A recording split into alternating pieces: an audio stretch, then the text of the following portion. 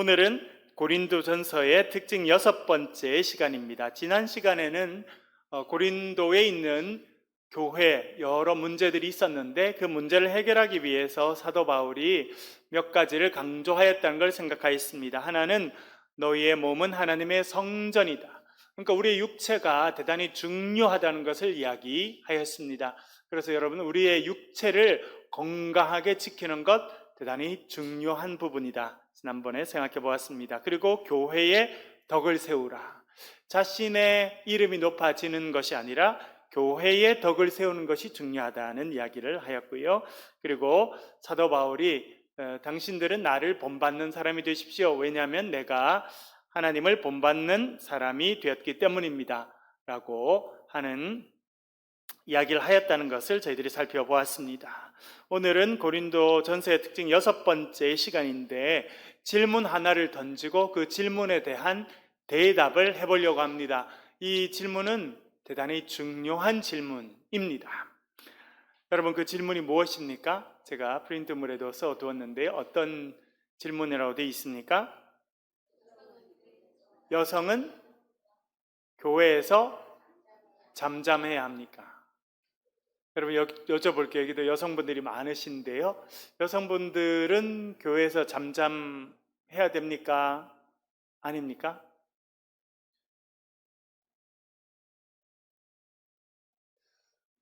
여성들에 대한 부정적인 그런 이야기들은 우리 전통, 우리나라뿐만 아니라 다른 곳에도 참 많이 있었습니다.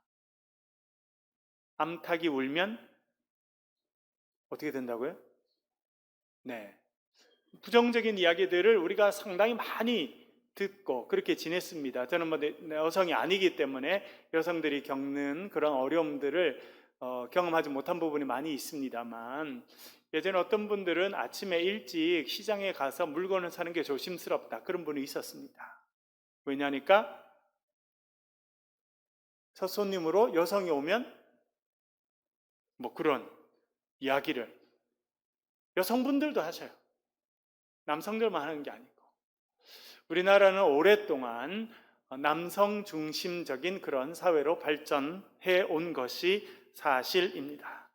그리고 여러분, 최근에 또 최근 이제 9월 달에 우리나라에 있는 여러 교단들이 총회를 하였습니다. 총회를 할 때마다 또 중요한 이슈 중에 하나로 거론되고, 이번에도 특별히 또 이야기된 것 중에 하나는 여성 안수입니다. 여성이 성직자로서 안수받고 활동할 수 있느냐. 우리나라의 절반 이상의 교단들은, 여성들은 교회에서 성직을 받을 수 없다는 거예요. 목사 안수를 받을 수 없고, 그래서 담임 목사 될 수 없고, 소위 말하는 주일 대예배 시간에 설교 못한다는 겁니다.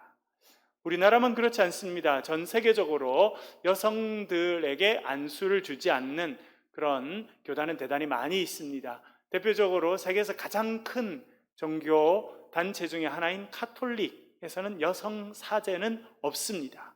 수녀님들은 계시지만 수녀님들은 사제분들을 도와주는 역할을 하는 것이지 사제분들과 동등한 일은 할 수 없게 되어 있습니다. 그래서 여전히 그것이 중요한 문제입니다.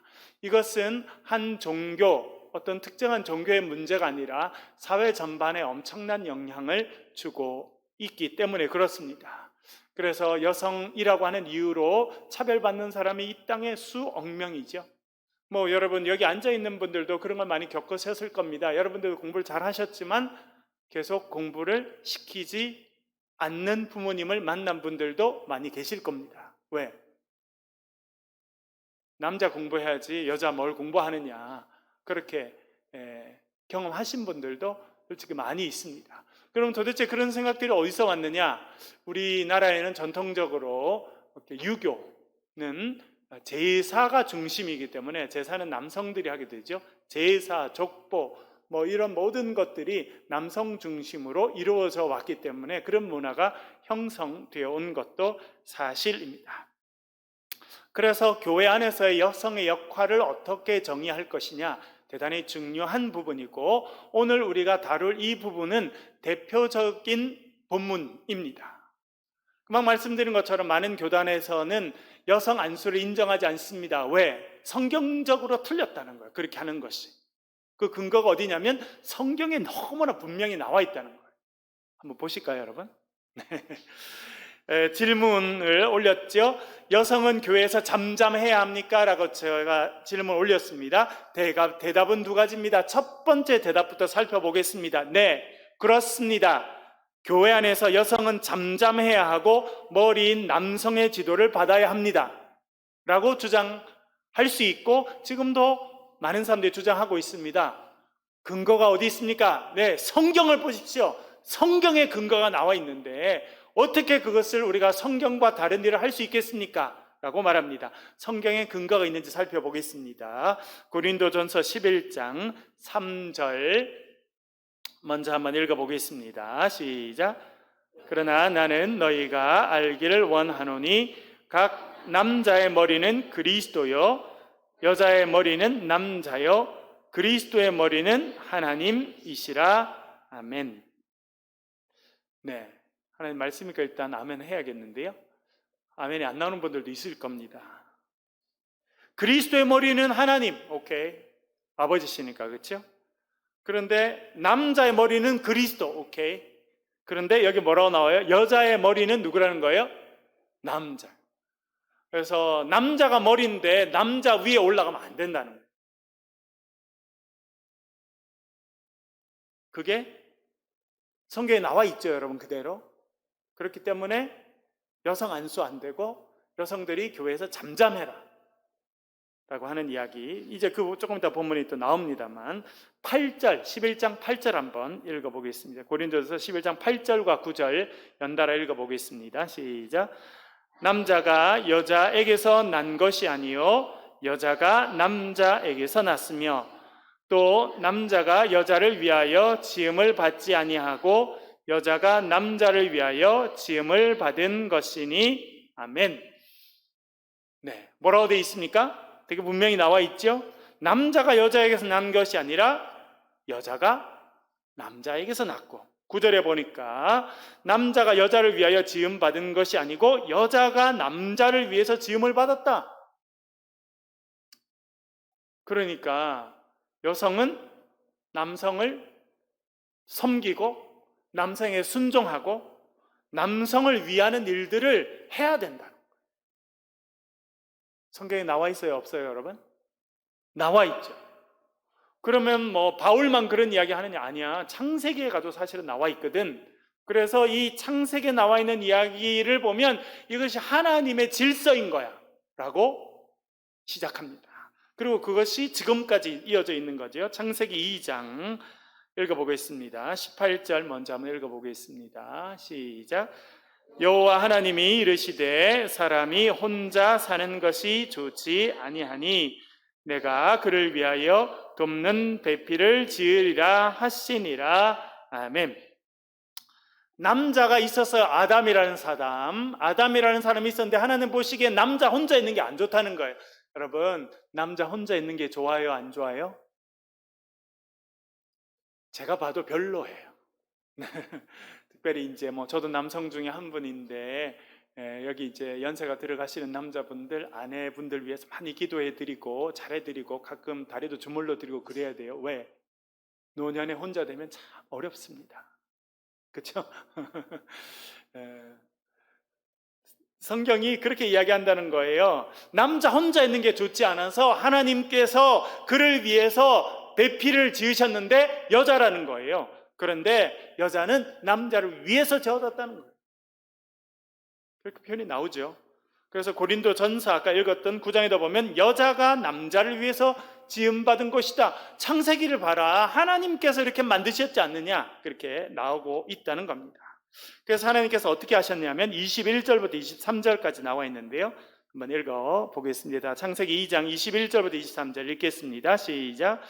여호와 하나님이 아담을 깊이 잠들게 하시니 잠들매 그가 그 갈빗대 하나를 취하고 살로 대신 채우시고 여호와 하나님이 아담에게서 취하신 그 갈빗대로 여자를 만드시고 그를 아담에게로 이끌어 오시니 아담이 이르되 이는 내 뼈 중에 뼈요 살 중에 살이라 이것을 남자에게서 취하였은즉 여자라 부르리라 하니라. 아멘. 그래서 그 남자를 위해서 여자를 만들었는데 방법은 남자를 잠들게 하고 갈비뼈를 뼈내서 여자를 만들었다. 제가 전에 신학교에 있으면서 기숙사에 있었는데 우리 선배 중에 한 분 계세요. 지금은 서울의 봉천동이라고 하는 교회에 아주 중견 교회에서 목회를 잘하고 있는 참 제가 좋아하고 존경하는 선배이신데 기숙사 같은 방의 선배였어요. 근데 이제 저는 대학을 다니고 그 선배는 대학을 졸업하고 신학대학원을 갔기 때문에 그때는 이제 같은 건물 안에도 대학부 학생들이 쓰는 층하고 신학대학원 학생들 쓰는 층이 달랐어요. 근데 그 선배는 토요일 날만 되면 주말만 되면 우리 방에 와서 자는 거예요. 그래서 아니 형님 왜 우리 방에 와서 자니까 다들 신학대학원 들어오신 분들 너무 좋은 분들이지만 본인하고 나이 차이가 너무 많이 난다는 거예요. 그분도 이제 저처럼 군목으로 들어갔기 때문에 대학 졸업하고 바로 신학대학원에 들어갔어요. 저도 똑같이 겪었어요. 제가 대학 마치고 신학대학원 들어갔을 때 제 나이가 24살이었는데 저랑 방을 쓴 세 분은 똑같이 저보다 10살 많았어요. 말이 안 통하대요. 너무 좋은 분들이지만 서로 이렇게 비슷한 게 없어요. 그래서 제가 나중에 그 선배 마음을 알게 됐는데 토요일 날 이렇게 오면 그 선배가 같이 점심을 먹고 기숙사 그 식당 가서 밥을 먹고 오면 오후에 또 자고 이러는 거예요. 그래서 형님들 제발 좀 어디 부모님 방으로 가든지 안 그러면 밖에 가서 연애라도 하든지 하나님 주말마다 이렇게 자면 어떻게 하냐. 이제 군목으로 가야 되는데 신학대학원 다닐 때 연애하고 그래 좋은 사람 만나서 결혼하고 군대 이제 군목 가야지 왜 이렇게 자느냐고 우리가 막 구박을 엄청 했어. 하루는 일어나더니 자기가 갖고 있는 신학에 대해서 이야기해 주게 되면서 무슨 신학이냐니까 잠의 신학이라는 거예요. 그래서 뭐냐 그랬더니 성경을 보니까 하나님이 아담을 잠들게 한 다음에 갈비뼈를 빼서 하와를 만들었다는 거예요. 그래서 자기도 계속 잔다는 거예요. 하나님 빨리 갈비뼈 좀 빼가시라고. 그래서 우리가 이단 나셨다고 이렇게 농담을 한 적이 있었는데 이렇게 잠들게 한 다음에 갈비뼈를, 여러분 갈비뼈 몇 개예요? 저는 의사가 아니라 잘 모르겠는데 김주정 집사님 사람 정상적인 사람 갈비뼈 몇 개여야 되는 거예요? 그 중에 하나니까, 그렇죠? 그 중에 하나니까 별로 그렇게 중요하지 않다 생각할 수도 있습니다.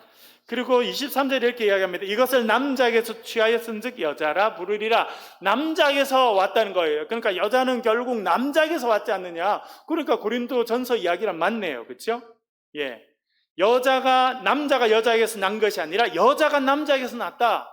아니 창세기를 보라는 거예요. 여자가 남자에게서 났지. 하나님께서 많은 갈비뼈 중에 하나를 빼가지고 하와를 만들었으니 여자가 남자에게서 난 것이 맞네 라고 논리가 성립될 수 있다는 것입니다. 그리고 재밌는 것은 남자에게서 취하였은즉 여자라 부르리라. 여러분 남자를 히브리어로 이시라 그럽니다. 이시. 여자는 이샤. 아자만 붙어요. 이샤. 그러니까 원래 아자 붙는 게 여성형은 다 아자 많은 부분 아자를 붙이거든요. 그러니까 여자라는 이름 자체도 이시 남자이고 이시에다가 여성형을 붙여서 이샤가 됐으니 남자에게서 여자가 났다라고 하는 것이 맞다는 거예요. 그러니까 남자가 우선이고 여자분들은 뒤에 있다. 그래서 남성이 여성의 머리가 되는 것은 하나님께서 창조 때부터 정하신 질서다라고 이해한다는 거예요. 얼굴이 좀 어두운 분들이 많이 계시네요. 그래서 14장, 고린도서 14장 34절 35절 읽어보겠습니다. 읽어볼게요. 시작. 여자는 교회에서 잠잠하라. 그들에게는 말하는 것을 허락함이 없나니 율법에 이른 것 같이 오직 복종할 것이요 만일 무엇을 배우려거든 집에서 자기 남편에게 물을 지니 여자가 교회에서 말하는 것은 부끄러운 것이라. 아멘. 여기 이제 이 구절이 이제 가장 핵심적인 구절입니다. 그래서 창세기도 그렇고, 특별히 이제 고린도서 11장, 그런데 14장에 가면 가장 핵심 구절이 나온다는 거예요. 뭐냐면 여자들은 교회에서 잠잠해라. 입을 벌리고 이야기하지 말라는 거예요. 그리고 해야 될 일은 오직 복종하라는 거예요. 35절에 보면 무엇을 배우려고 하거든 교회에서 그렇게 물어보고 하지 말고, 목사님 질문 있는데 이렇게 하지 말고 집에 가서 남편에게 물어보라는 거예요. 그 남편이 없는 여자는 어떻게 하냐? 그런 사람들은 교회에서 물어봐도 되는데 남편 있는 사람은 집에 가서 남편한테 물어보라는 거예요. 그리고 여자가 교회에서 말하는 것은 부끄러운 것이다. 특별히 고린도전서 14장 34절 35절이 여성 안수를 반대하는 가장 중요한 본문입니다. 우리가 지금 쭉 살펴본 창세기 본문뿐만 아니라 이 고린도전서 11장, 그리고 핵심적으로는 고린도전서 14장이 여성들이 교회 안에서 리더 역할을 할 수 없는 가장 중요한 성경적인 근거가 된다는 거예요. 여러분 다 이해가 되셨죠? 그러니까 이제 앞으로 교회에서는 잠잠하셔야 돼요. 제가 틀린 말 했나요? 성경에 써 있어요? 안 써 있어요? 성경에 그대로 있잖아요. 여성들은 교회에서 잠잠하라고 이야기하시고, 여자가 교회에서 말하는 거, 특별히 남자들 앞에서 말하는 건 부끄러운 일이니까 그렇게 하지 말라는 것이 사도 바울의 가르침이니까 그대로 하는 것이 좋다는 거예요. 그래서 여성 안수를 허락하지 않는 교단에서는 제가 지금 읽어드린 이 본문들을 중심으로 해서 사도 바울의 가르침이 뭐냐, 그리고 성경에서 창세기부터 말하는 건 뭐냐, 여성들은 조용하라는 거예요. 남자가 머리라는 거예요. 그래서 여성은 거기서 복종하고, 물어볼 게 있으면 집에 가서 남편한테 물어보고, 안 그러면 집에 가서 아빠한테 물어보고, 그것도 안 되는 사람은 와서 목회자들한테 물어보고 그렇게 해야 된다라고 하는 것입니다. 성경이 있으니까 그대로 해야죠. 그렇죠? 왜냐하면 1.1에도 틀림없는 것이 하나님의 말씀이잖아요. 그렇죠? 그래서 많은 이제 교회나 가톨릭 교회도 마찬가지고요. 교단에서 여성들의 지도력을 인정하지 않고 여성들이 목사 안수를 받고 정식으로 성직자가 되는 것을 허락하지 않는 중요한 이유가 이 본문들입니다. 성경대로 살아야 되니까요. 그렇죠? 그래서 사람들이 그러죠. 여성 안수를 하는 것이 이단이라는 거예요. 어떤 사람은. 왜? 성경대로 안 한다는 거예요. 성경에서 그렇게 허락하지 않았는데 그렇게 하니까 당신들이 잘못됐고 당신들이 이단이나 마찬가지다, 그렇게 하는 사람들도 있습니다. 여러분, 제일 쉬운 거는 정죄하는 거예요. 제일 쉬운 거, 정죄하는 거. 너 틀렸다라고 말하는 게 세상에서 제일 쉬워요. 아이들도 그러더라고. 싫어! 안 해! 이런 말로 안 가르쳐줘도 어떻게 그렇게 잘하는지. 너 틀렸어! 이렇게 말하는 것은 아주 쉽게 할 수 있는 그런 이야기입니다. 그런데 성경을 자세히 읽어보면 또 그렇지 않다는 것을 알게 되고, 여러분 이제 전체를 볼 수 있어야 됩니다.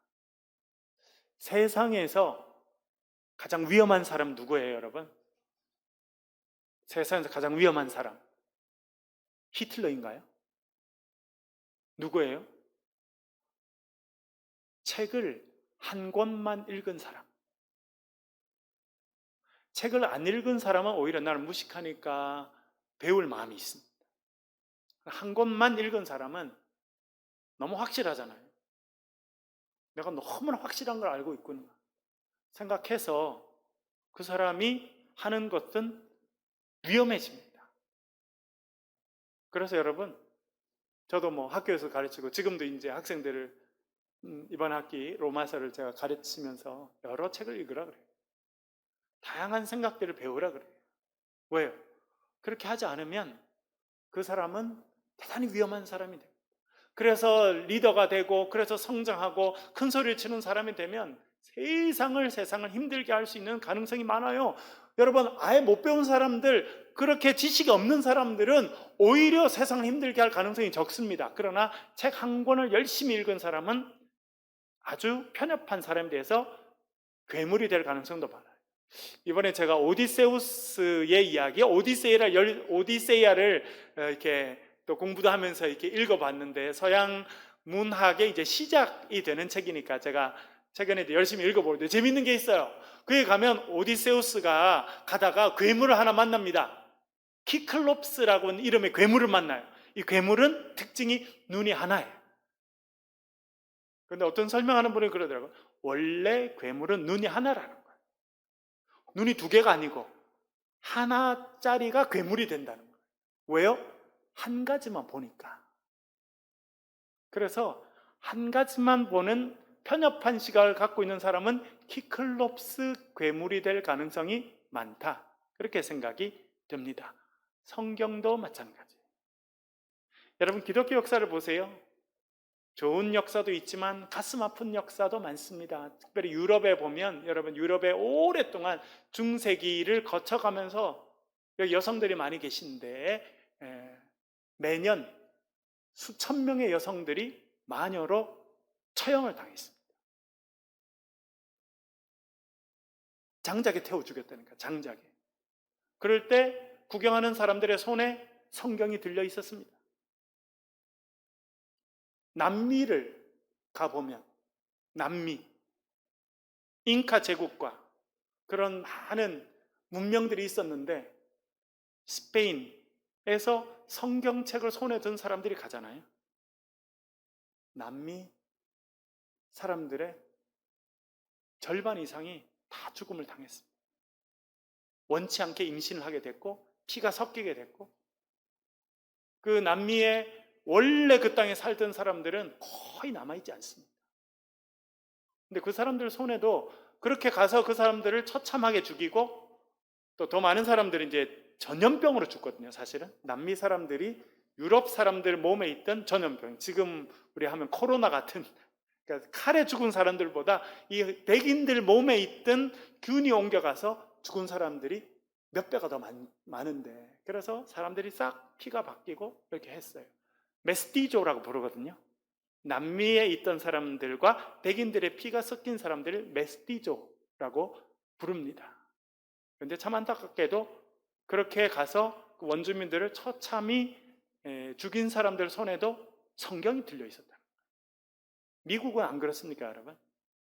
물론 청교도들이 처음에 신앙의 자유를 찾아서 갔습니다만, 그들이 거기 정착하고 이제 동부 끝에서부터 미국 전역 서부까지 감에 있어서는 그들의 손에는 성경이 들려 있었고, 한 손에는 칼이 들려 있었습니다. 그래서 여러분, 저도 목회자이고 또 신학자로 지내면서 성경을 잘 해석하지 않으면 이 성경, 하나님의 생명의 말씀인 이 성경이 사람을 죽이는 엄청난 도구로 쓰일 가능성도 많아요. 여러분, 히틀러도 성경을 안 읽은 줄 압니까? 히틀러는 루터를 많이 인용했어요. 마틴 루터, 종교개혁자 마틴 루터의 저작을 많이 읽었고 많이 인용했어요. 성경도 인용했어요. 유태인들과 수백만 명의 사람들을 죽이기 위해서 자기의 근거로 삼았다니까요. 성경을 손에 들고 있다고 다 하나님의 사람 되는 거 아닙니다. 그래서 그런 부분에서 여러분, 우리는 정말 기도하면서 성경을 읽어야 되고, 좋은 지도자의 가르침을 받고 지도를 받아야 되고, 저도 지금 대학원 학생들을 이렇게 하고 제가 매주 평가도 해주고 하는데, 왜 교수가 필요해요? 대학원 학생들 중에 너무 공부 잘하는 사람들도 많아요. 그러나 그때까지는 아직 지도를 받아야 된다는 거예요. 근데 어떤 친구는 보면, 얼마 전에도 보니까 쓴 거 보니까 내가 A+ 줘서 A+ 너무 잘 썼다. 너무너무 똑똑해요.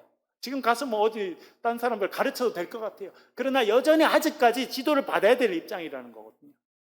그래서 여러분, 정말 기도하면서 성경을 읽어야 되고, 우리가 정말 바른 신학적인 이해, 신앙적인 이해를 갖고 있지 않으면 하나님의 생명의 말씀으로 사람들을 처참히 죽일 수 있는 그런 일들에 쓰임받는 사람들도 많습니다. 역사가 그것을 증언하고 있어요. 두 번째 대답을 한번 볼게요. 그러면 그것만 있느냐? 두 번째, 아니요. 교회의 덕을 세우는 일을 남성과 함께 감당하도록 하나님이 불러주셨다는 것. 똑같은 고린도전서의 말씀 보겠습니다. 아까 고린도서 11장에 몇 구절 읽어봤죠? 여전 똑같이 고린도서 11장 7절과 12절 읽어보겠습니다. 읽겠습니다. 시작. 하나님의 형상과 영광이니 그 머리를 마땅히 가리지 않거니와 여자는 남자의 영. 여기는 또 무슨 표현이 나와요? 여자가 누구라는 거예요? 남자의 영광이다. 똑같은 지금 고린도서 11장을 우리가 읽고 있습니다. 12절을 읽어보겠습니다. 우리 아까 읽었던 말씀이죠. 12절 같이 읽어보겠습니다. 시작. 이는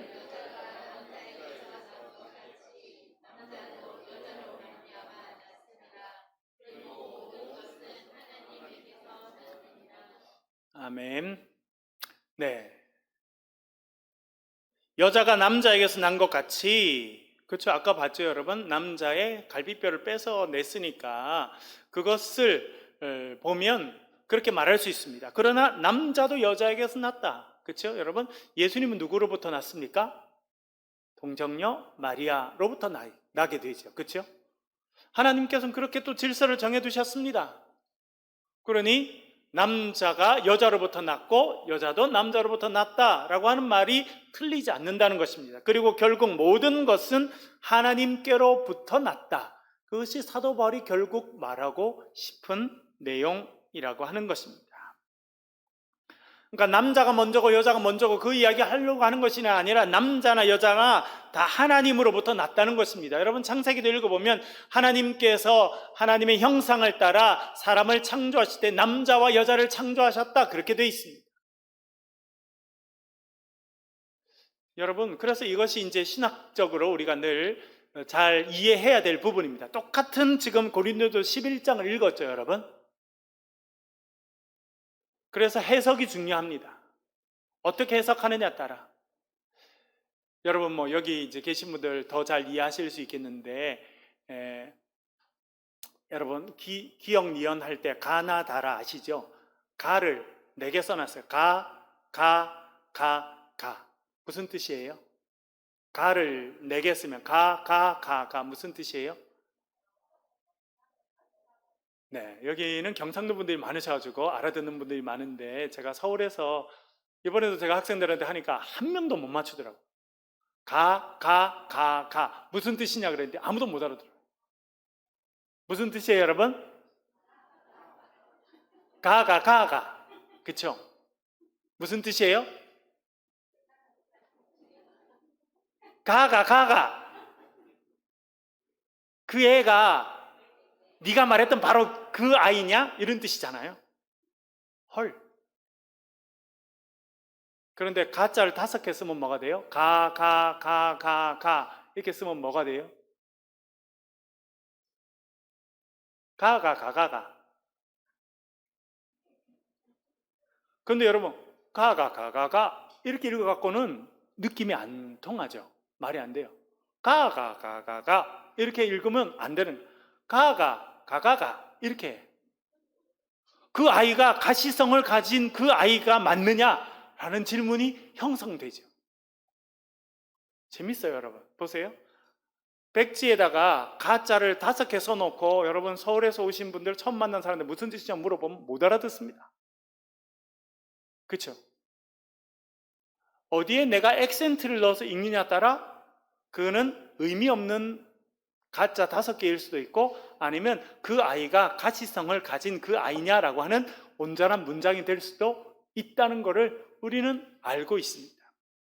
그래서 해석이 대단히 중요하게 되는데요. 그래서 뭐 여러 가지 이제 신학적인 그런 논쟁들이 있고 그것을 뭐 제가 이 시간에 소개할 마음은 전혀 없습니다만 정말 궁금하신 분은 개인적으로 찾아오세요. 제가 자세히 설명을 더 드리겠습니다만 그러면 사도 바울은 정말 여성들이 교회에서 잠잠하길 바랬는지 입을 열지 않길 바랬고 남성들 앞에서 말하지 않기를 바랬고 교회에서 그저 가만히 있고 집에 가서 남편들에게만 물어보는 그 정도 존재로 복종하길 바랬지 세우지 않았었는지 살펴보겠습니다. 로마서 16장에 보면 여러 사람들에 대한 이야기가 나오는데 읽어볼게요, 여러분. 로마서 16장 1절 읽어보겠습니다. 시작. 내가 갱그레아 교회의 일꾼으로 있는 우리 자매 베베를 너희에게 추천한 2절까지 읽을게요. 너희는 주 안에서 성도들의 합당한 예절로 그를 영접하고 무엇이든지 그에게 소용되는 바를 도와줄지니 이는 그가 여러 사람과 나의 보호자가 되었습니다. 아멘. 지난번에도 여러 번 말씀드렸습니다만 고린도 바로 옆에 갱그레아라고 하는 항구 도시가 있었던 거는 지난번에 말씀드렸죠. 여러 시간을 통해서 여러 번 말씀드렸는데 그게 교회가 있었던 것 같습니다. 사도 바울이 개척했는지 안 했는지는 성경에는 기록이 없습니다만 아마 그랬을 가능성이 있어 보이는데 그 갱그레아 교회의 일꾼이라고 표현되어 있는데 사실은 이 베베는 그 교회의 살림을 전체 책임지고 있었던 사역자였던 것 같습니다. 그러니까 그 교회를 대표하는 사람 한 명이 있었는데 그 사람이 베베였다는 거예요. 그런데 이 사도 바울이 이 베베라고 하는 사람을 얼마나 신뢰했는지, 얼마나 중요하게 생각했는지, 여러분 사도 바울 옆에는 도와주는 사람이 많이 있었거든요. 예를 들어 고린도 교회만 해도 브리스길라와 아굴라 있었잖아요. 가장 옆에서 도와주는, 목숨까지라도 내놓고 도와주는 브리스길라와 아굴라가 있었는데 아굴라가 남자거든요. 자기가 정말 로마에 뭔가 보낼 일이 있었으면 아굴라를 보냈으면 더 좋았을 텐데 사도 바울은 그렇게 하지 않았습니다. 베베라고 하는 여성 손에 자기의 편지를 들려보내서 보냈습니다. 그런데 성경이 또 뭘 이야기하느냐면 16장 2절 제일 마지막에 그가 여러 사람과 나의 보호자가 되었습니다. 여기 보호자라고 하는 단어가 중요한 단어인데요. 프로스타티스라고 하는 헬라어입니다. 프로스타티스. 사전적인 의미는 뭐냐면 patroness, protectress, helper 이렇게 돼 있죠. 여기 중요한 여기 번역 중에 하나가 프로트론네스라고 하는 것인데 페트론네스 이 단어는 약간 로마의 배경을 알아야 알아들을 수 있는 그런 표현입니다. 어떤 의미냐면 이 페이트론이 있었어요. 페트로네스라고 하고 클라이언트, 영어로는 클라이언트라고 클랜테스라고 이야기하는 게 있는데 그건 뭐냐면 예를 들어 여러분 옛날에도 우리 가운데 마을에 유지들이 있었잖아요. 예를 들어 여기 경주에 가보면 채부자댁이 있습니다. 가보셨나요, 여러분? 저도 이제 경주에 갈 때마다 여기 가보고 그 쌀통 이렇게 해가지고 이렇게 손 집어넣는 거 뭐 있고 뭐 이렇게 써있는데 가 보거든요. 아마 그런 역할을 페이트론이라고 부르는 거예요. 채부자댁 같은 사람. 긍휼미 이런 게 있잖아요. 전쟁이 있으면 백성들에게 나눠주고, 그렇죠? 누구든지 지나가던 사람이 그 채부자댁에 들리면 밥을 해서 먹여서 하룻밤 재워서 보내주고 그렇게 하라는 거잖아요. 경주에 가보니까 뭐 그런 게 써있더만요. 그렇게 한 마을에서 정말 그 마을에서 굶어 죽는 사람이 있으면 채부자님 저 좀 도와주세요. 우리가 굶게 생겼습니다. 그러면 쌀을 내주고 그 사회에서 그런 역할을 하는 사람을 페이트론이라고 불렀어요. 남자는 페이트론, 여자는 페이트론네스. 그러니까 여기 나오는 이 갱그레아 교회의 리더였던 베베는 그 정도의 위치에 있었던 사람이고 그런 역할을 했다는 거예요. 그런데 이 여성 베베가 그렇게 은혜를 베풀어주고 도와주고 그렇게 많은 사람들에게 은혜를 베풀어줬는데 그 중에 누가 있었다는 거예요? 바울이 있었다는 거예요. 그러니까 바울도 갱그레아에 가면 베베의 신세를 전적으로 지고 살았다. 그리고 아마 가능하게도 고린도에 있을 때 베베가 갱그레아에 있으면서도 와서도 많은 부분 사도 바울의 사역과 그의 생활과 많은 부분을 도와줬다고 생각해요. 그러니까 영적으로는 사도 바울이 베베를 지도하고 많은 사람을 지도하고 하나님의 말씀을 하는 그런 위치였겠습니다만 사회적으로나 경제적인 부분은 오히려 베베가 사도 바울을 섬기고 도와주고 하는 역할을 했다고 생각이 됩니다. 그래서 이 사람을 페이트론네스라고 번역하기도 하고 헬퍼, 도와주는 사람이라고도 번역될 수 있는 이 단어를 쓰고 있다는 거예요. 헬퍼라고 하는 이 단어는 조금 이따 나오는 단어에서 대단히 중요합니다. 창세기에서 돕는 배필이라고 할 때 이 단어가 또 등장하거든요. 조금 더 읽어보겠습니다. 3절, 아까 제가 말씀드렸습니다만, 너희는 그리스도 예수 안에서 나의 동력자인 브리스가와 아굴라에게 문안하라. 제가 여러 번 말씀드렸습니다만 그에게 정말 목숨을 다해서 도와준 부부가 있었습니다. 그 사람이 브리스가와 아굴라였는데, 아굴라가 남자예요, 브리스가가 여자입니다. 사도행전 18장 2절, 3절에 보면 이 사람이 등장하는데, 등장할 때만 남편 이름이 먼저 나오고 그 다음에 모든 언급은 여성부터 나옵니다. 브리스가 혹은 브리스길라라고 불려졌던 이 여자분 이름이 나옵니다. 그리고 여러분, 이 사람들은 로마에서도 교회를 개척해서 하고 있었어요. 고린도에 와서 사도 바울과 함께 교회를 세웠고, 에베소에서도 목회를 했던 것 같고, 로마에 돌아가서도 로마에서 자기 가정을 오픈해서 가정교회를 하고 있었고, 실제로 이 두 사람이 목회를 하고 있었고 사도 역할을 하고 있었는데, 정식으로 사도로 임명받지는 않은 것 같습니다만 그들이 정식으로 한 교회를 맡고 있었어요. 주된 역할을 브리스길라가 했다는 거예요. 브리스길라, 남편보다도. 그러니까 여러분, 우리 지난번에 살펴보았습니다만 성찬식을 하게 되면 아마 브리스길라가 서서 하고, 하나님의 말씀이 없잖아요, 여러분. 그 당시에는 예수 그리스도에 대한 이야기를 갖고 있지 않았습니다. 그래서 초대교회는 우리처럼 모여서 예배를 드리면 하나님 말씀을 나눠야 되는데, 신약 성경이 아직 없으니까 어떻게 했냐면 사도 바울이 써서 보내준 편지를 성경에 돌려가면서 읽었어요.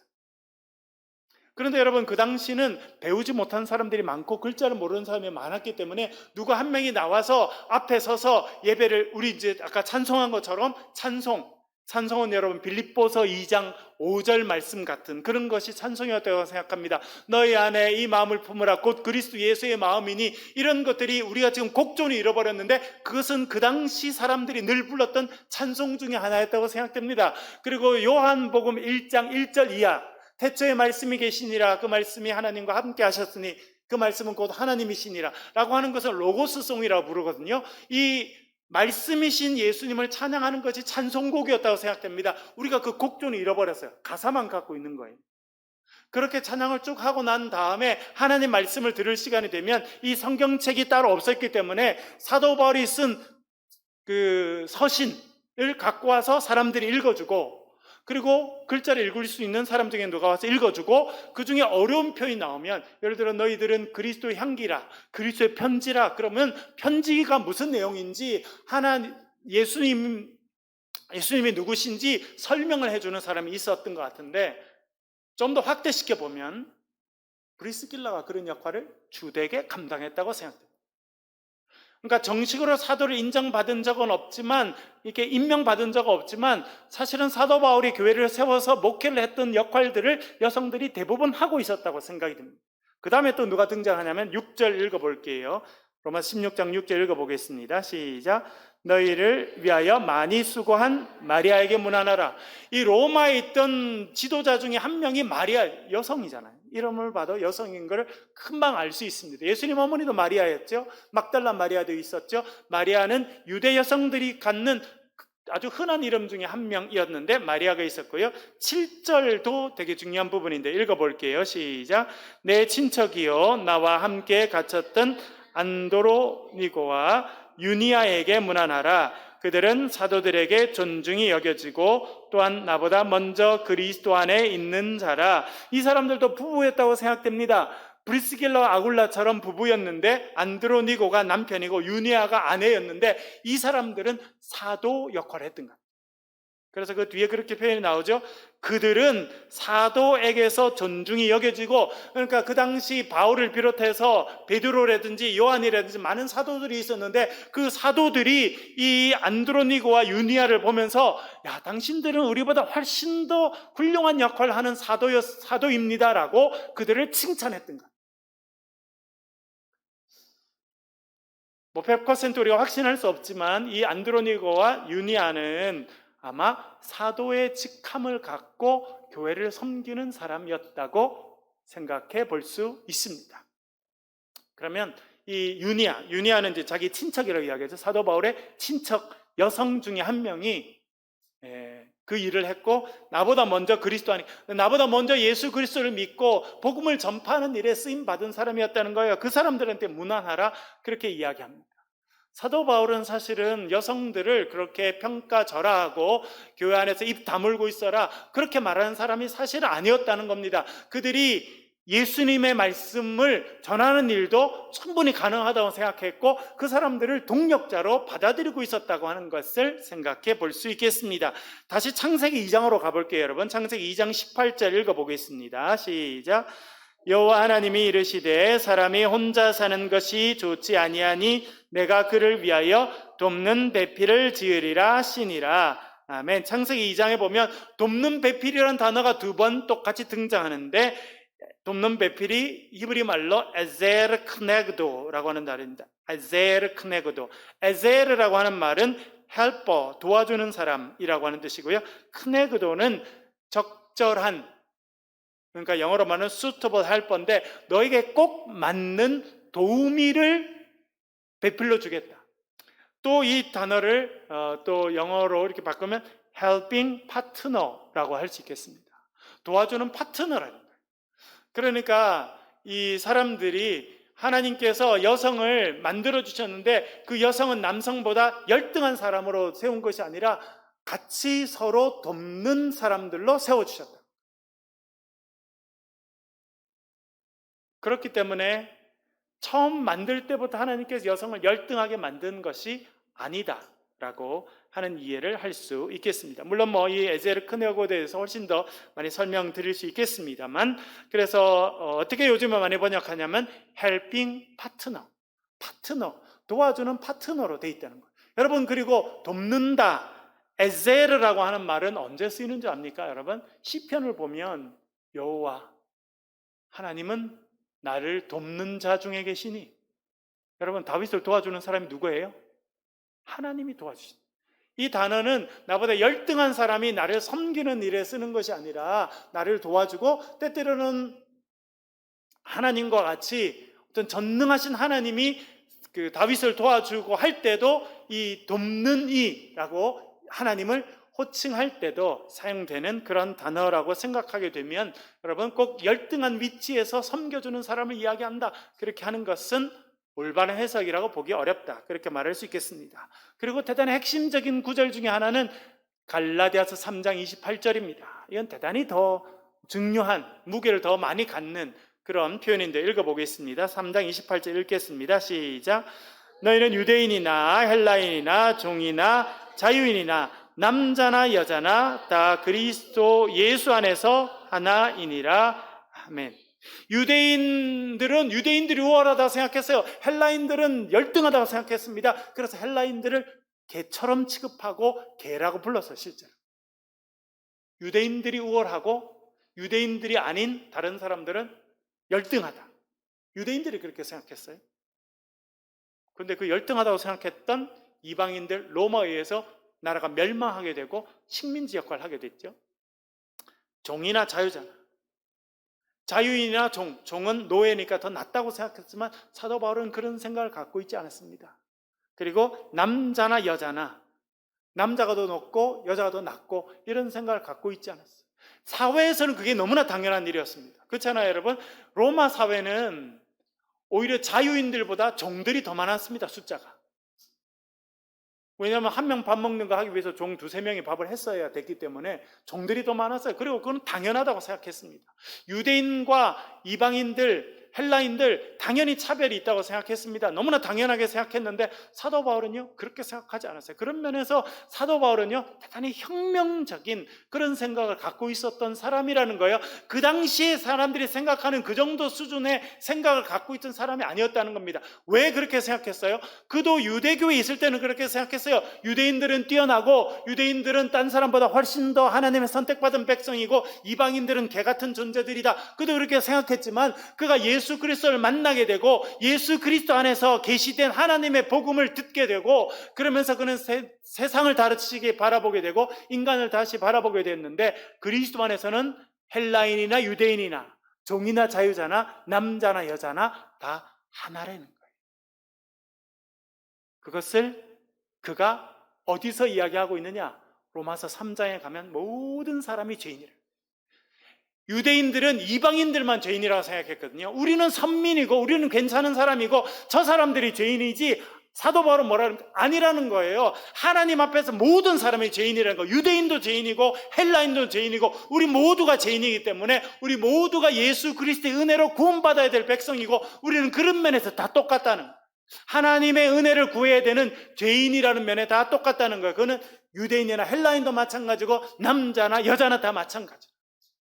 사도 바울은 대단히 혁명적인 생각을 갖고 있었습니다. 그 생각은 어디 왔느냐? 예수 그리스도와 만나게 되고 예수 그리스도 안에서 참된 복음의 의미를 깨닫게 되니까 그 세상 사람들이 생각하지 못하는 그런 생각으로 새로운 단계의 생각이 열리게 된 거예요. 그래서 사도 바울을 통해서 유럽, 지금 말하면 이 지중해 전역으로 복음이 번져가게 되고, 여러분 잘 아시죠? 이 사람들 네로 이후로 얼마나 심한 박해를 받았습니까? 그러나 이 기독교를 콘스탄틴 대제가 313년에 로마의 국교로 인정할 수밖에 없었어요. 왜? 이 세상을 이끌어갈 수 있는 정신은 우리가 박해하고 우리가 죽였던 그 기독교 정신이구나 하는 걸 알게 됐습니다. 여러분, 우리나라도 멀리 갈 것도 없이, 여러분, 우리나라도 우리 그 조선 500년 동안 여성들이 많이 갇혀있고 눌려있고 힘들었지만 기독교가 오게 되면서 여성들이 교육받기 시작했잖아요, 여러분. 이화여대나 여러분 뭐 그런 학교들이 전부 다 선교사님들이 와서 만든 겁니다. 그런 면에서 여러분, 우리 기독교는 사회를 변혁시키고 새로운 단계로 이끌어갈 수 있는 엄청난 힘을 갖고 있는 종교라고 하는 것을 여러분 꼭 기억하실 수 있기를 바랍니다. 물론 이제 여기에 대해서 뭐 제가 말씀드리기도 많은데 개인적으로 궁금하신 분들은 찾아오시면 제가 다른 신학적인 부분까지도 쭉 다 설명을 또 드리도록 그렇게 하겠습니다. 제일 마지막 부분이 중요합니다. 너희는 유대인이나 헬라인이나 종이나 자유자나 남자나 여자나 다 그리스도 예수 안에서 하나라. 그래서 우리는 남성이나 여성이나 하나님 앞에 부름받아서 하나님 제가 여기 있습니다, 저를 보내주십시오 이야기했던 이사야처럼 자기 자신을 하나님께 드리면 하나님께서 우리를 통해서 구원의 놀라운 일들을 이루어 주실 것이고 정말 이 땅이 새롭게 개혁되고 새로운 단계로 올라가는 일에 쓰임받는 인생들이 될 줄 믿습니다. 하나님께서 저와 여러분을 또는 우리 교회를 그렇게 써주실 줄로 믿습니다. 한번 기도하겠습니다. 우리 소리를 내서 한번 통성으로 기도하겠습니다. 기도하실 때 하나님, 우리가 정말 사도 바울처럼 예수 그리스도 안에서 새로운 생각을 가질 수 있도록 도와주십시오.